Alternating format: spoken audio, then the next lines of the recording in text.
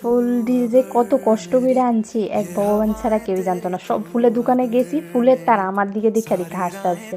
তো hi guys, আমি প্রিয়াঙ্কা বিশালগড় থেকে ছোট্ট একটা হোমওয়ার্কার ফুলের একটা কাহিনী কইতাছি।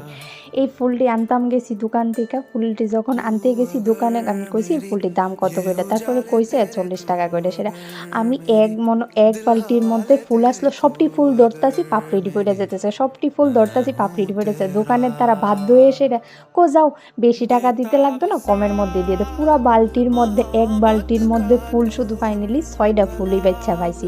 সবটি ফুল বাজে হয়ে গেছে, সবটি নষ্ট হয়ে গেছে। তো সব কিছুরই একটা সময় থাকতে সব কিছুরই মূল্য দিতে শিখতে হয়। যখন এটার সময় থাকে তখন এটার দামই অতিরিক্ত থাকে, যখন এটার ভ্যালু কমে জায়গা তো এটার দামও কমে জায়গা। তো এটা যা বোঝার তো বুঝেই নিছো। তো সব কিছুই সময় থাকতে করাই ভালো। তো হাই গাইস, তো ভিডিওটা তোমরা কেমন লাগছে তোমরা একটু কমেন্টে জানাই। তো হুটহাট করে যে কত কষ্ট করে কেকটা বানাইছি এক ভগবান ছাড়া কেউই জানে না। 1 ঘন্টার মধ্যে কেকটা বানাই দিতে লাগবে, তাও আবার ফ্রিজ কইরা। তো কেকটা যদি ফ্রিজ না করি তো স্বাদ তো লাগতোই না। তারপরে কি রাত্রে তখন কইতে কইতে তারপরেও তারা এই বলে 1 ঘন্টার মধ্যে নিব। এবার আমরা তো বাঙালির টাইম জীবনও ফিক্সড টাইম কইতো না, তো 10টা বাজে নিতে। বাই।